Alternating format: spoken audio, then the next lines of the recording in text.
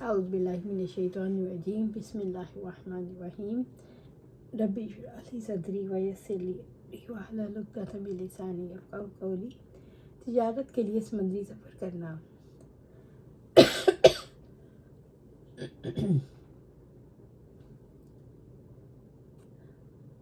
اس میں کوئی حرج نہیں، اس کے متعلق اللہ تعالیٰ نے جو قرآن میں ذکر کیا ہے وہ برحق ہے۔ کشتی کو فلک کشتی کو کہتے ہیں،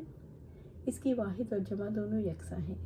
کشتیاں ہوا کو چیرتی ہیں اور بڑی بڑی کشتیاں ہی ہوا کو پھاڑتی ہیں۔ ابو ہریرہ رضی اللہ عنہ سے روایت ہے، وہ رسول اللہ صلی اللہ علیہ وسلم سے بیان کرتے ہیں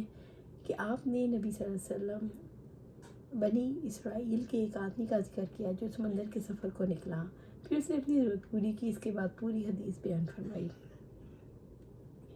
ارشاد باری تعالیٰ ہے، جب انہوں نے کوئی تجارت یا کھیل تماشا ہوتے دیکھا تو اس کی طرف بھاگ کھڑے ہوئے۔ نیز ارشاد باری تعالیٰ ہے، کچھ ایسے لوگ بھی ہیں جنہیں تجارت اور خرید و فروخت اللہ کی یاد سے غافل نہیں کرتی۔ قتادہ نے کہا کہ نبی صلی اللہ علیہ وسلم کے صحابہ کرام ایسے لوگ تھے جو خرید و فروخت اور تجارت کرتے، لیکن جب ان کے سامنے حقوق اللہ میں سے کوئی حق آتا تو تجارت اور خرید و فروخت انہیں اللہ کی یاد سے غافل نہ کرتی، حتیٰ کہ اسے ادا کر لیتے۔ جابر رضی اللہ عنہ سے روایت ہے کہ انہوں نے فرمایا، ایک دفعہ نبی صلی اللہ علیہ وسلم کے ہمراہ نماز جمعہ ادا کر رہے تھے کہ غلے کا ایک قافلہ آیا، لوگ اس کی طرف چل دیے، حتیٰ کہ آپ صلی اللہ علیہ وآلہ وسلم کے ہمراہ 12 مردوں کے علاوہ کوئی دوسرا شخص باقی نہ رہا۔ اس پر یہ آیت نازل ہوئی، جب انہوں نے کوئی تجارت یا کھیل تماشا دیکھا تو اس کی طرف دوڑ پڑے اور آپ کو کھڑا ہی چھوڑ دیا۔ ارشاد باری تعالیٰ ہے، اپنی پاکیزہ کمائی سے خرچ کرو۔ عائشہ رضی اللہ عنہ سے روایت ہے، انہوں نے کہا کہ نبی صلی اللہ علیہ وآلہ وسلم نے فرمایا، جب کوئی عورت اپنے گھر کا طعام خرچ کرے بشرطے کہ اس کی نیت بگاڑ کی نہ ہو تو اسے خرچ کرنے کا ثواب ملتا ہے، اس کے خاوند کو اس کی کمائی کا ثواب ہوگا اور خازن بھی اس کی مثل ہے، کوئی کسی کے ثواب میں ذرہ بھر بھی کمی نہیں کرے گا۔ مفسدہ کا مطلب یہ ہے کہ بیوی اپنے شوہر کے مال کو ناجائز مقامات اور مصارف میں خرچ نہ کرے۔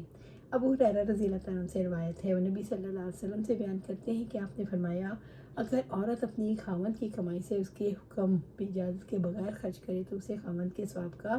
نصف ملے گا، جس نے رزق میں وسعت کی خواہش کی۔ انس بن مالک رضی اللہ عنہ سے روایت ہے، انہوں نے کہا، میں نے آپ صلی اللہ علیہ وسلم کو یہ فرماتے ہوئے سنا، جس شخص کو یہ پسند ہو کہ اس کے رزق میں کشادگی اور عمر میں اضافہ ہو تو اسے چاہیے کہ اپنے رشتہ داروں کے ساتھ اچھا سلوک کرے۔ بعض شارحین نے یہ بھی لکھا ہے کہ ماں کے پیٹ میں اسی طرح لکھا جاتا ہے، اگر اس نے صلہ رحمی کی تو اس کے رزق وسیع اور عمر دراز ہوگی۔ یہی بات راجح معلوم ہوتی ہے، کیونکہ بہتر یہ ہے کہ حدیث کو اس کے ظاہری معنی پر محمول کیا جائے۔ نبی صلی اللہ علیہ وسلم کا ادھار خریدنا۔ امش نے کہا کہ ابراہیم نخعی کی مجلس میں ہم نے ادھار لین دین میں کوئی سامان گروی رکھنے کا ذکر کیا تو انہوں نے کہا، مجھ سے اسود نے حضرت عائشہ رضی اللہ عنہ سے روایت بیان کی کہ نبی صلی اللہ علیہ وسلم نے ایک یہودی سے کچھ مدت کے لیے طعام خریدا اور لوہے کی زرہ اس کے پاس گروی رکھ دی۔ انس رضی اللہ عنہ سے روایت ہے کہ نبی صلی اللہ علیہ وسلم کے پاس جو کوئی روٹی اور باسی چربی لے کر گئے اور اس وقت نبی صلی اللہ علیہ وسلم نے اپنی ایک زرہ مدینہ طیبہ میں ایک یہودی کے پاس گروی رکھی تھی اور اس سے اپنے اہل خانہ کے لیے کچھ جو لیے، اور میں نے آپ کو یہ فرماتے ہوئے سنا صلی اللہ علیہ وسلم کہ آل محمد صلی اللہ علیہ وسلم کے پاس کبھی شام کے وقت ایک سا گیہوں یا کسی اور غلے کا جمع نہیں رہا، حالانکہ آپ کی 9 بیویاں تھیں۔ اللہ سبحانہ تعالیٰ سے دعا ہے میں قرآن و سنت پر عمل کرنے کی توفیق دے اور اس پر جمع دے اور جنت الفردوس کے اعلیٰ مقام پر اپنے پاس گھر عطا فرمائے، آمین یا رب العالمین۔